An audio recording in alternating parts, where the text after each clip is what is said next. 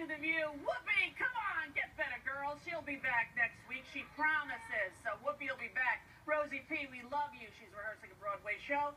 And guess who's here joining us today? Welcome back, actress Naya Rivera. The lovely Mario Cantu. From ESPN football and college game day reporter, Samantha Ponder.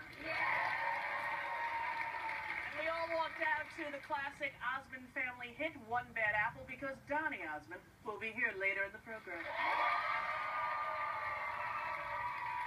All right. How's your baby? She's good. Delicious. There was a comment, and I thought, uh-oh. And what happened? Listen, well, before I get to that, I just want to say today is my father-in-law's 60th birthday and also his wife's birthday, so I want to wish Arnie and Sherry happy birthday. We love you. You have a sweet daughter-in-law. Thank you. They're lucky to have you. Very sweet parents. So, okay, yes, showering, biggest topic in pop culture today, in my opinion. Thanks to you. Yes, thanks to me, unfortunately. Yeah, yesterday we were talking about a study that says that you're supposed to shower, I guess, once or twice every 3 days. I had an opinion on it that was supposed to be a joke. Apparently, it didn't go over so well. And what was it you said? I had said Don't say it again. that.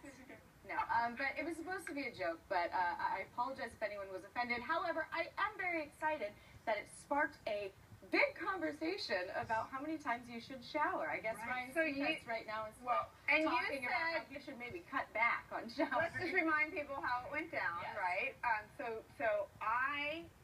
I had some feedback too, mostly from the OCD crowd. They stood with me as a 3-time-a-day shower. I actually thought you were on a more reasoned side of this, so I'd like to defend you today. You said, just to recap what you said yesterday in case anybody missed it. I said I thought that showering multiple times in a day to me was such a white person thing. Yeah, and I'm white, so she was talking about me. If anyone missed that, and I shower 3 times a day, and the only people I heard from again were the OCD crowd. So thank you for your support, folks. I went into your dressing room today, and I grabbed you, and we got naked. We got into a shower, and I scrubbed her back. Oh, gosh. Just the back. Seriously. Naya, she's very clean. But I did actually read a thing in the internet last night that probably was spurred by this conversation, that doctors say that you should take a bath. Thank you. That's what I do. And then more No, a bath, Rosie. Every day. No. Every night. Sit in your own filth. No, it's not when you filthy. take a bath. Oh my God, you're going to be in trouble now, My own filth. It is my filth and my 2-year-old's filth. Yeah. Because we take a bath together, which is the best part of I bathe my with my baby too, and listen, we kids wouldn't bathe our babies if we thought it was filth, would we? I mean, I have a baby. The baby is cute, but sitting, oh God. If you had one, you would. Maybe I'd give it to the nanny. Yeah, that's another way to I do got it. some really funny tweets from About it? Yes, Yeah, reaction tweets. Oh. So I want to read 2 of them. One of them from @JaiMusic tweeted, "When you tell the world you shower every 3 days, that says more about you, not us, Naya Rivera. Some things are better left unsaid." And that got 30 retweets and 31 favorites. And then this one is my personal favorite because it is from someone named @RetiredFilth. So I guess he used to be filthy and now he's like, I'm done with that. I shower every day now. Sure. But he tweeted, "Now white people are going to think that we don't shower because of Naya Rivera." And that got 110 retweets and 79 favorites. So shower on retired. I'm married to a white man, and he doesn't really like to shower all that much. He's probably going to hate that I just called him out for not wanting to shower. So it doesn't apply to everyone, not all white people. He is, which makes it even more gross. That I find that interesting. He does shower. Can I just clarify? Just not as much as I do. All right, good to know. Good to know. I'm moving on. Don't try to stop me. Former Republican Governor Mike Huckabee just went after the president and the first lady in People magazine for allowing their 16 and 13-year-old daughters to listen to artists like Beyonce, who he claims is totally inappropriate for kids their age. Okay? Have you ever listened to the lyrics that your kids listen to, and do you try to sort of protect them from that? I don't have children, but I do. I think about this and go, when I was a kid, Right. adults were like, I can't believe you're listening to that and those lyrics. In the 70s, it was like the raciest lyric was Afternoon Delight. Right. It's pretty that was it. Now it's like, I want to get on your mojo, want to get on your... I'm like, but now as an adult, we're like, that is disgusting that the children are listening to that crap. Exactly. But, you know, it's generational. Right. It really is. Right. But, look, the first kids are kids. Right. And Beyonce, I don't really think she's, at this point, that inappropriate. Not in Dreamgirls, she wasn't inappropriate. No. Not in Cadillac Records, she wasn't Plus, I inappropriate. feel like a lot of her lyrics speak in, like, she's very, like, innuendo. Right. You know, like, I still don't know what is. Yeah. Like, Yeah, so I I don't don't really either. think, like, a kid. She's been... She's a juicer. You know? It's scary, though, to criticize Beyonce in this country. Like, that was a bold move for him to do that, because that's, like, people take their Beyonce very seriously. Yes. It does. I did, just kind of, because I knew some Beyonce songs back in the day. I feel like I'm not cool anymore, but I went back and looked at some of the lyrics last night. Yeah. And there is some, I mean, my little girl's only 6 months old, so clearly she's not going to get it yet, but I don't know if I'd be cool with her singing along to some of that stuff and dancing that way either. I don't know. Listen, Mike Huckabee is a really good guy. He's someone that usually makes the Republican Party look more thoughtful. He's got friends across the partisan No, he line. doesn't. But this cultural battlefield is a minefield, politically speaking, because I think that listen, the movie Footloose is all I kept thinking of when I heard this. When you try to repress and suppress what 13 and 16-year-olds listen to or dance to or who they talk to, it always backfires. Right. Right? So I think sort of the more enlightened the Republican, the more enlightened parent understands their curiosity and has a conversation with their kids about it. But I will say that as the mother of 4 teenagers, to be in the car and have my son somehow magically connect his iPhone to my car thing, which I don't know how he does it. It's the Bluetooth. It's unbelievable. He feels like Houdini. He gets it and all of a sudden it's his music. I'm like, how the hell are you doing that? And it's Lil Wayne, who I think is talented, but it's like, and then my wiener on my thinking, and your wiener's in my thing, and your wiener's in mine, and I'm like, holy crap. And then my son goes, yeah, and he knows all the words. What do you say? Go to your room, you know? Well, that's the point. But he talks to you about stuff, right? Yes. I mean, that to me is the point. And I think that people listen to Mike Huckabee. He has a lot of supporters and a lot of followers. And I think instead of criticizing the Obamas for letting their 13 and 6, they're not 8, they're not babies. Right. I think the point, the parented point, the place where people will follow you is to say, know what they're listening to and talk to them about But they're not just saying, he's not just saying it's wrong for them to let their daughters listen to her. He's saying that shouldn't be their role model. I mean, would you have Lil Wayne as your selling a kid's book, role Sam. model? He's selling a book. Trying to make Lil Wayne really thinks of himself as No, a but I'm role saying model. if you're listening to that, He wants to be a role no, model. absolutely not. I'm just saying, I think in our country we think of Beyonce, a lot of people think of her as a role model for young girls, and I just know I wouldn't want my 13-year-old daughter dancing and talking like that. Like, I mean, I would. If my 13-year-old daughter was Beyonce, like, I would be Abby Lee Miller. I would be the biggest stage fright. Go, honey! Go! I love you! Keep singing! I would love it. Take a break. Be right back right after this. Don't go away. Focus. We are back with Naya, Mario, Samantha, Nick, and I. There are always drinks flowing on The Bachelor, and this week, She was nervous because I mean, like, okay, on a first date, like, how many people have to have like some cocktails to like loosen up? You know, like, it's nerve-wracking. This is a very heightened experience. I'm not like saying that's amazing, but that's a very heightened experience. It's a long period of time. They're there shooting from, I mean, until the early morning. You could see on the first episode, the sun was starting to come up.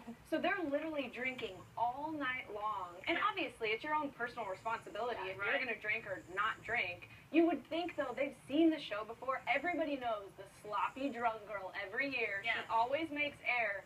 If you're going into that night, I think your one job, forget the rose, don't be that girl. And you know what? Remember, there's a camera at you at all But times. what I think is this may actually provide her an opportunity to see what she looks like when she does drink too much, and she obviously can't control how much she drinks. So maybe this will lead to her getting into recovery. You know?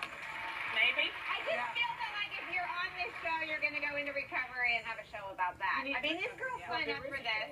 These girls have seen this show before. Yeah. And I think they're in bikinis a lot, so I'm guessing there's a lot of pressure to be thin also. It's just a toxic combination. You're dating on television. Dating is awkward when you're not on TV. You're drinking on television. You're competing with all these other women who are drinking and in bikinis.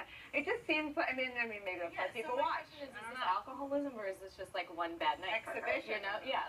It seems to me like there may be a problem. I don't agree. think it's one I bad agree. night. But can we just Because say if it's not? they're doing it with cameras, they're going to do it when there's not cameras. Yeah. Her makeup didn't move though, you know? Right. But I feel exactly. like the alcohol. Makeup, right? The alcohol isn't even the most shocking part to me, though. Like, we're trying to make it normal that she's dating a guy who's dating 30 other women. I know. Like, Totally. Yeah, none of that it's would make me normal. crazy. I mean, None of yeah, the whole thing would be I think the whole thing is really, Antiquated and sexist. well, I like All it. right, then. Yeah. Well, but sometimes I think they do the other way, right? Sometimes it's Oh, yeah, girls yeah. and there are 30 guys. That's Yeah, right. that's the Bachelor. And that's Yeah. the Bachelorette. Yeah. She got married. The one that did. Yeah, did they get wasted? But I saw one, Trista. She found her love. He wrote her a poem. Yeah. Forever ago. Everyone else in America is aware of that, but thanks for telling us. Yeah. He's a fireman. Yes, I'm the glad you devil. knew that. Of course I did that. Thank you. Yes, I did. It was forever ago. They No, got not married. forever. They had a I never had a baby. Yeah, okay. I Okay. know something. Okay, now I've really lost all control of the panel, and I'm really sorry about that. We're going to take a break. We're going to come back with a big story about a gossip blog, and I don't know what it is, but that's the tease. So stay tuned. You know, you meet a couple lesbians, and you're at a bar. It's like, hi, this is my new partner Sam, and you remember Nicole? I was with her in the '90s, and Naya, she and I lived together for 3 years, and but they're all friends. I always said there's only 3 lesbians in the world. They just recycle each other. Exactly. It's true. But the gay men don't do that. No. No, they will cut you. No. That's not a good thing. But I find it amazing that women can be friends with their exes. But I'm friends with my exes. But, you know, we're supposed to be talking about Justin Bieber. Can we go back to Bieber? No, I don't really give a crap. So I've just gone off the exit. I've got more cards today for Bieber and the What's your Bachelor. Bieber feeling? Okay, so my Bieber, I can't find my Bieber card, but so they were boyfriend and girlfriend. Yes. But he had a lot of other girlfriends. Well, they broke up, and then they got back together, and they posted a selfie, and then they broke up, and then he peed on stage, and then they broke up. Okay, Selena, sweetie, you go for it. This guy's a tool. You can date any of his friends. I love her. Awesome. Who cares? If the beef is against it, I'm for it. Really? You're Totally. anti-Bieber? Yeah. Totally anti-beef. And I don't think he was a very nice boyfriend to her. Well, So I think he still this is cares. nice He that still she's wants just to be with her. Well, Right. I think that's his one true love. He pees in Selena. public. I mean, she Don't can do. date someone who pees in public. Don't Yeah. date someone who pees in public. That's a Selena, good you note. heard it here. Well, then that's half the men in the I mean, country. you know, I saw her at that party, and she looked happy, and I guess that's all that matters, right? Yeah, which party was that? The Golden Globes, the Oh, install. that's where she was with the DJ guy, and he got angry. Was he there as well? I don't know if Justin Bieber was. Okay, you didn't see him. I did. He drives drunk, I read. I mean, he's bad news. Nicole is not a fan I of did Justin Bieber. read. He once fed his puppy a Hershey bar? Did he? I know, I made that. I don't have that. You don't have it. And guess what else they photoshopped his butt and package in the Calvin Klein. Well, they're saying they didn't do Is that true? There was a lot of controversy that his six-pack and his hiney were a little enhanced in Photoshop for the underwear ads. I don't know if it's true, but frankly, you know, he looks pretty He looks beautiful. enjoyable. But you know what? But I'm a mom. I look at him and think, oh, look how nice my son looks. I don't look at him and think, do that to me. Believe me on that. They gave him a little bit of a butt because his butt is like. I didn't see his butt in that. No. I don't know. I haven't looked at his butt. But anyway, let's move on. Of course you have. New research found that women who are bisexual are more likely to suffer mental health problems than lesbians. You know what, Rosie? No wonder I'm crazy. There could be that. There's Could be just it. songs No, and no all. wonder. I am really the bastion of mental health, as you can tell. Me too. I've never touched a breast in my life. I'm so healthy, homosexual. Let's change it right now, Mario. How was it? Is it all right? Clean it up.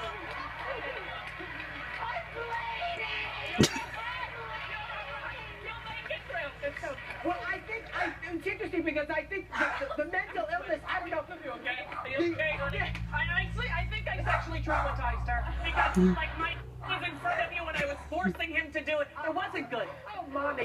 I think the bisexual thing, look, it's a double problem because you're attracted to 2 times the people. You're going to get jilted by 2 times the people. You could be left at the altar by 2 times the people. It's a lot of crap. It's a lot to do. Can I ask a serious question? Yeah. I wonder if there's any connection between, you know, I feel like the debate has been had over marriage equality, and we're now moving in the direction where same-sex marriage is fully accepted by the whole world over. Do you think that makes it harder for bisexual people? Because there's not really a movement, you know what I mean? Well, because it's Well, such a gray in some area. ways, yeah, that's the thing. What constitutes being bisexual, bisexuals feel marginalized by the gay community. They don't feel accepted, and they don't feel as though, you know, some people feel as though bisexuality is a cop-out, that it's not actually really true. I think all sexuality is on a spectrum, right? From 100% gay to 100% straight. Oh, I didn't mean to point at you. And everyone else falls in the middle. It's a very gray area. Yeah. I think you're absolutely right about that, and I think people don't know what to do with it. And you know, when you can't fit into a box. and when you're younger, you think, like, for me, it's like the projection of, oh, I used to think that's a cop-out until I met truly bisexual people, and I'm like, this really exists in the world. When you say truly, Rosie, maybe you can answer this. How do you define, who's defining these terms? I know, that's the hard thing. You know, I was talking to my kids at the table, and I said, you know, when I lived with Michael for 1.5 years, and they're like, what? I'm like, yeah, when I was 28, I lived with a man for 1.5 years. They're like, so you're bisexual? I'm like, well, maybe then I was, but I'm not innately. I think I was trying to figure it out, like most people try to figure it out. It's not clear-cut. You look at the mirror, you have blue eyes. There's no distinction, right? But the sexuality is something you have to come to terms to and accept. All of a sudden, I feel like Dr. Ruth, and I don't know why. We're going to take a break, and then George Lopez is going to solve all the problems. No, we can't. Don't go away.